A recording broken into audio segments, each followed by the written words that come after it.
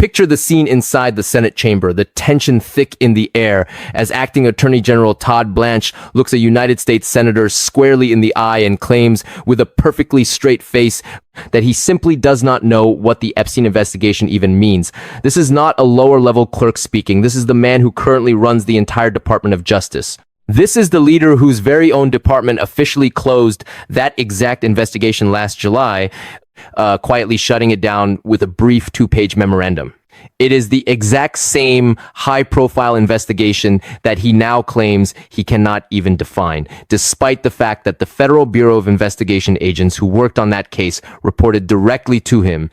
Now pause and consider the gravity of this situation, because the man who cannot tell you what the investigation is actually holds the sole, unchecked authority over whether it ever reopens. He alone possesses the power to decide whether anyone connected to that notorious network ever faces criminal charges. During this intense congressional exchange, the senator pressed him directly, demanding to know if the investigation was closed or open. Blanche immediately deflected, asking what the senator was referring to when using the phrase the Epstein investigation.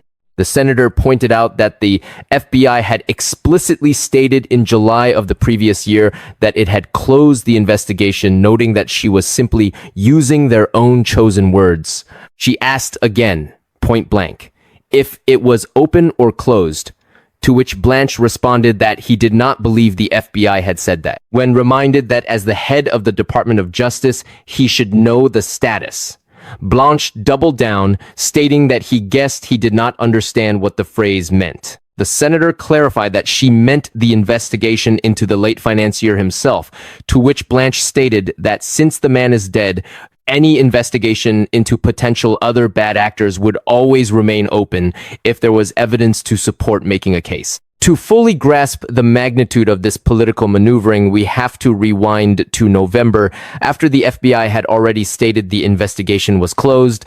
It was during this time that the president took to social media to broadcast a very specific demand. He publicly announced that he would be asking Attorney General Pam Bondi, the Department of Justice, and the FBI to investigate the late financier's involvement and relationships with. He did not ask for a broad inquiry. He provided a specific list of names, which included Bill Clinton, Larry Summers, Reid Hoffman, people at JP Morgan, and many others, supposedly to determine what was going on. The senator, armed with this public statement, directly asked Blanche if there was an enemies list targeted primarily at Democrats, or if the investigations pursued under his direction would remain completely blind to party affiliation. Blanche's response was absolute, claiming that any investigation, regardless of whether the target is Republican, Democrat, man, woman, old, or young, would be open if the department had evidence that a crime was committed. The senator pushed further, asking if he would commit to pursuing investigations completely free of prejudice regarding party affiliation, to which Blanche confidently replied, "Of course, yes." But the senator was not satisfied with this standard bureaucratic answer, pointing out that this particular president has repeatedly and publicly spoken of an enemies list that he actively wants to pursue. She warned that one of the ultimate symbols of the breakdown of a democratic republic occurs when a president weaponizes his Department of Justice to hunt down perceived political enemies, expressing her hope that Blanche would not be a party to such actions. Blanche agreed with her sentiment on the surface, but immediately pivoted to deflect, claiming that what happened during the Biden administration was disgusting, inappropriate, and wrong, attempting to draw a sharp contrast between the fair-minded pursuit of justice under the previous administration and what the senator called this administration's pursuit of an enemies list. Before we move deeper into this complex narrative, you need to understand exactly who Todd Blanche is, because his history matters for everything that follows in this unfolding drama. For years, he served as the president's personal defense lawyer. He was the lead defense attorney standing by his client's side when that client was found guilty of 34 serious crimes. He was the legal strategist vehemently arguing that those federal cases should be completely thrown out of court. And shortly after the president won the election again, he rewarded his loyal defense attorney with the highly powerful #2 spot at the Justice Department. The timeline accelerated dramatically when Pam Bondi was fired on the 2nd of April 2026, instantly elevating Blanche to the role of acting attorney general. Let that sink in for a moment, because the man who was previously paid substantial sums to keep the president out of a prison cell is now the single official running federal law enforcement for the entire United States of America.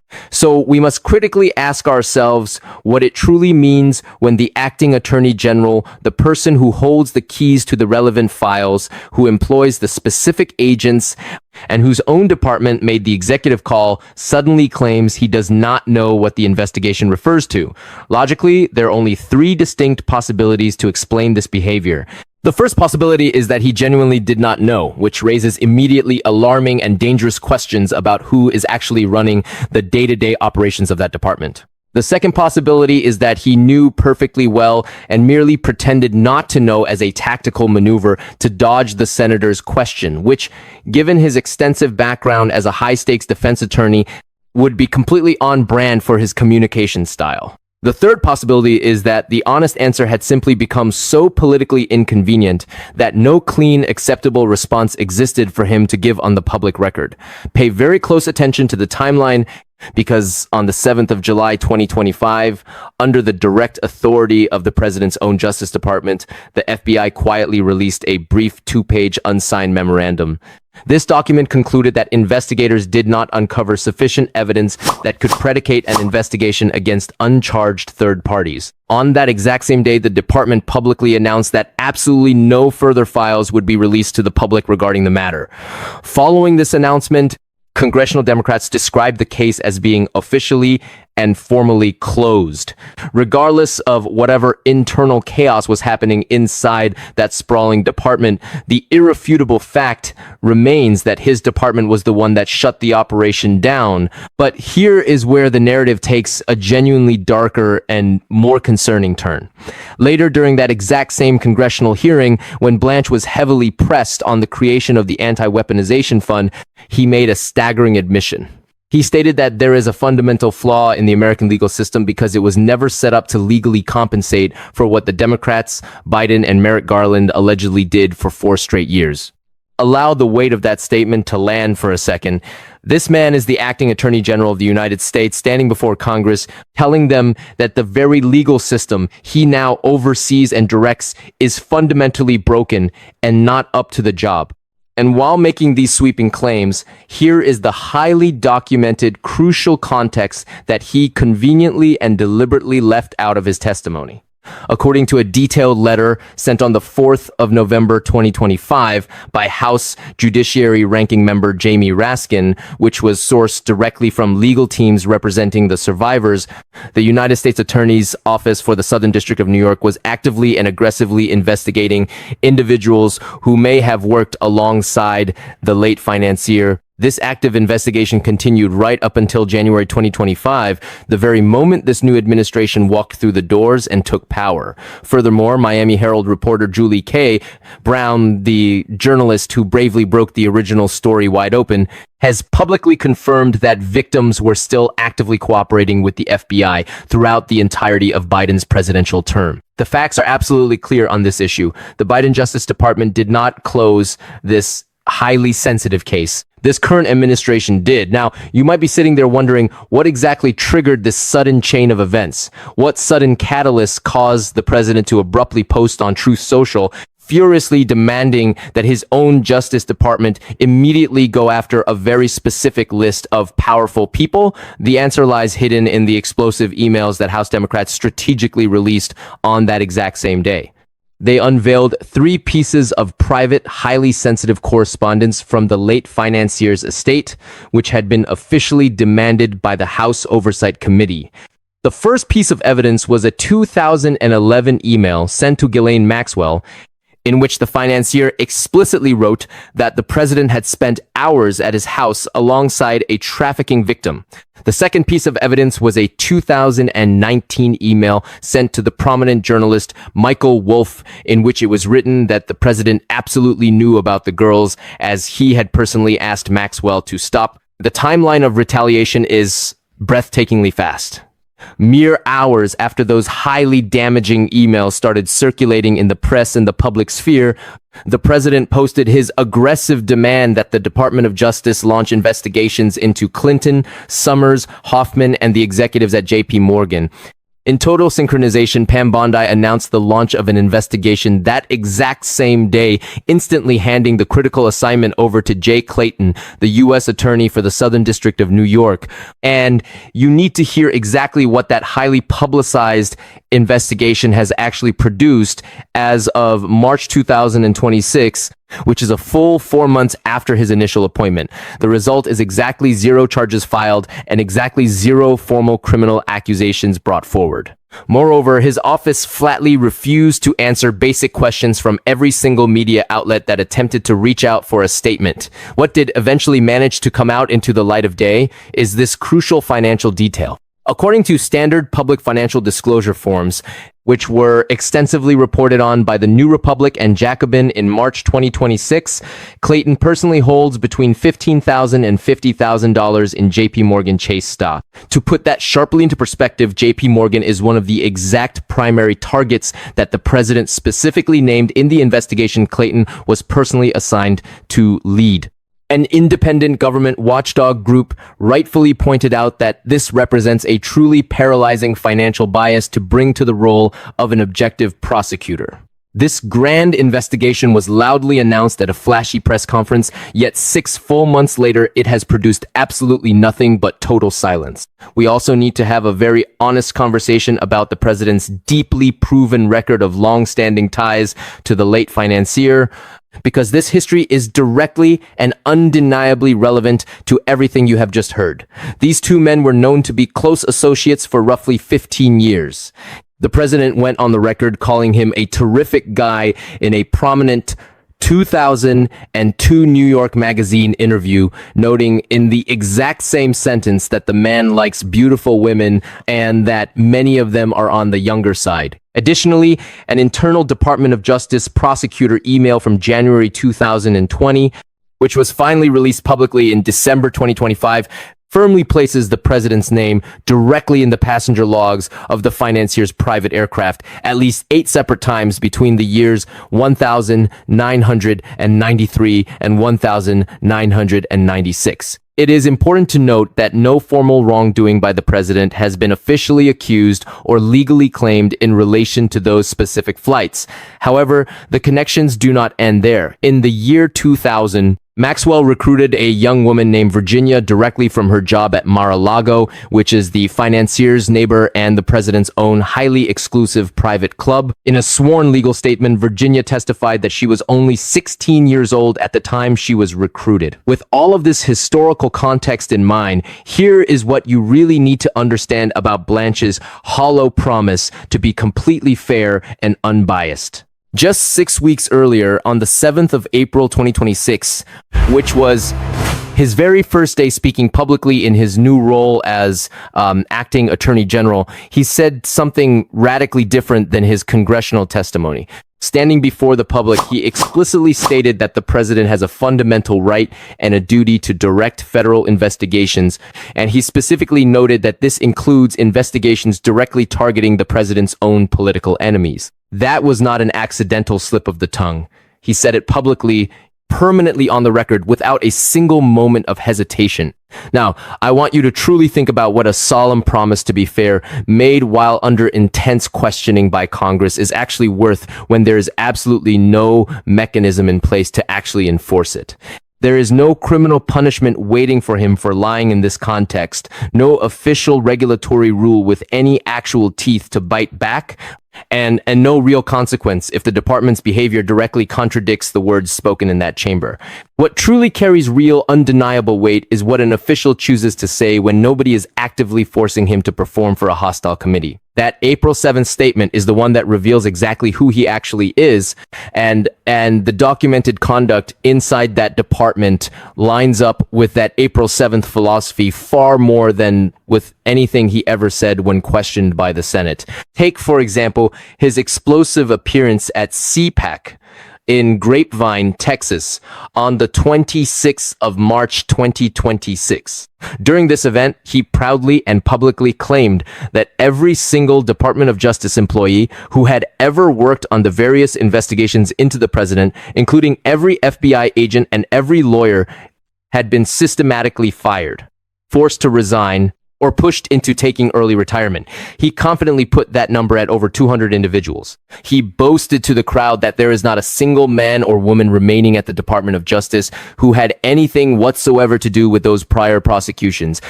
CNN thoroughly reported on these sweeping statements, but noted they were not able to independently confirm that massive number on their own. That massive number came directly from him. He volunteered it to the public freely and proudly. Keep that massive purge in the front of your mind when you hear about what the Justice Department casually announced earlier this month, just mere days before this Senate hearing took place.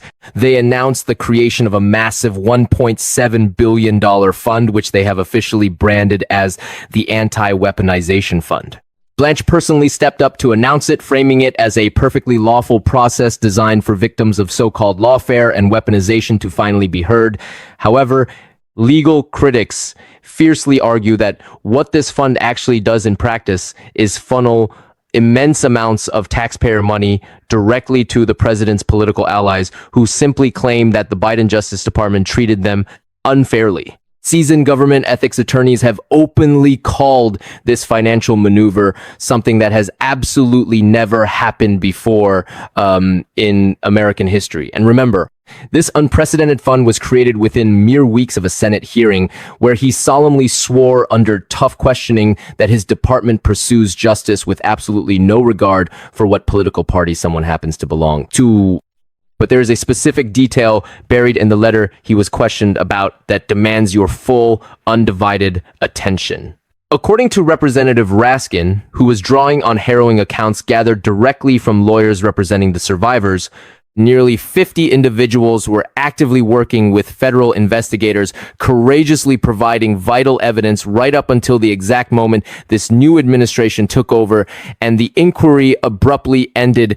He demanded to know exactly why an administration that had loudly promised to be open and completely honest about these horrific crimes would suddenly shut down the specific investigation that was most likely to make someone actually pay for the damage that happened. His highly specific questions to her have never been publicly answered by the department, and there are victims who have been waiting for basic answers for a lot longer than just a few months.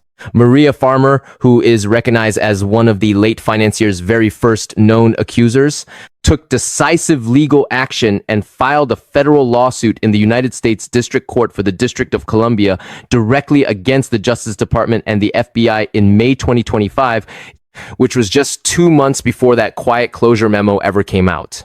She clearly alleged in her formal legal complaint that she desperately warned federal agents about him and his accomplices as far back as the year 1996. She testified that she physically handed them the actual names and the contact information for the underage victims, and that the specific FBI agent she managed to reach on the phone simply hung up on her. While it is true that those are allegations contained within a complaint that has not yet been officially decided by a judge in a court of law, there are undeniable facts in the record. What is completely documented and confirmed by the FBI's very own internal records, which were released under the Epstein Files Transparency Act in December 2025, is that her 1,996 complaint simply sat in cold federal archives, completely unacted on for nearly an entire decade before the man faced his first arrest. So while her critical complaint slowly grinds its way through the judicial courts, we need to pay close attention to what this newly reshaped Justice Department was actually focusing its vast resources on.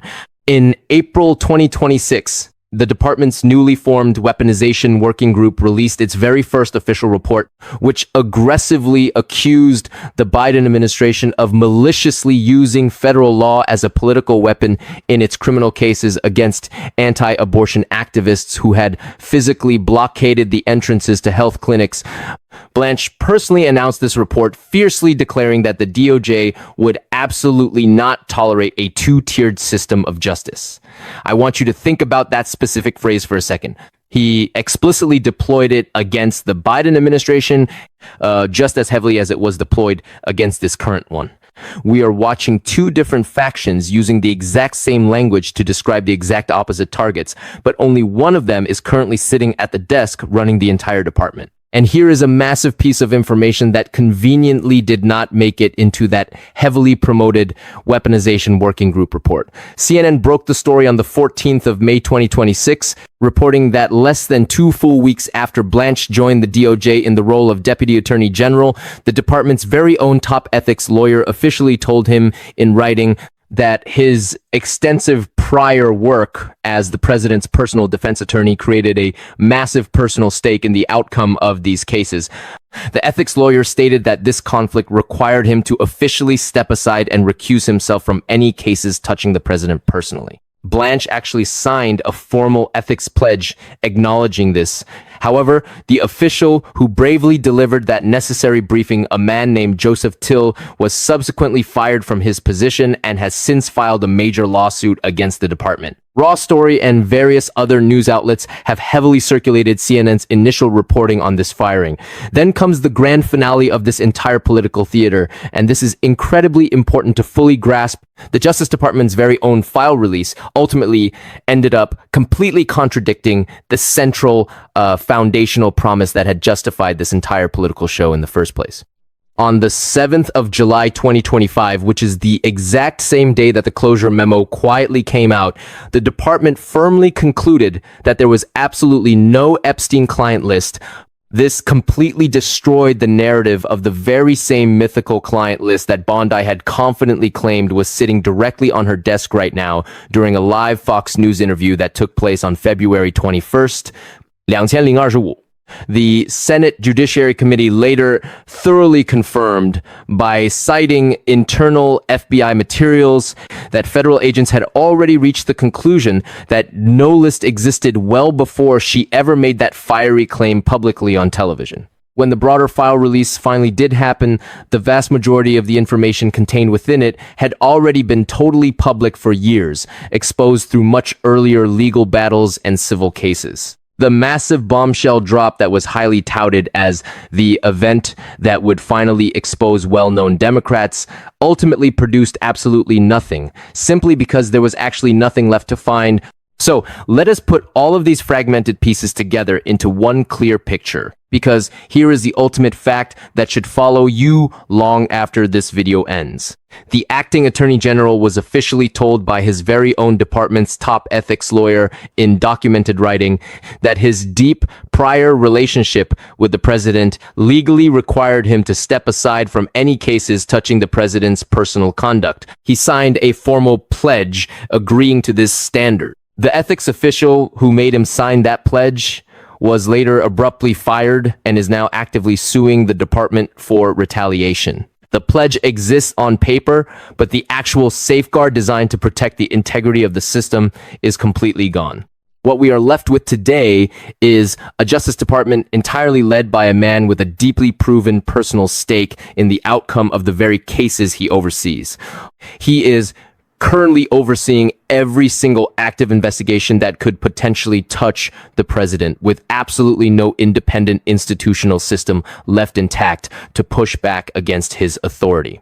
He proudly claimed to a cheering crowd that he cleared out more than 200 prosecutors and specialized agents who were connected to those specific cases. He openly announced a $1.7 billion slush fund of public taxpayer money intended for people who simply claim they were targeted by the prior political administration. And most damning of all, he publicly stated on his first day that the president possesses the absolute right to direct federal investigations against his political enemies. That is the real terrifying answer that the congressional hearing never actually gave you And that is what the senator's question was truly about all along. Thanks for tuning in to today's video. Now I want to hear directly from you in the comment section, so tell me exactly what you think about this deeply complex topic. If you support the work we are doing here on the channel, please be sure to hit that like button because it really helps the video beat the algorithm and reach significantly more viewers. Click the bell icon so you never miss a new upload,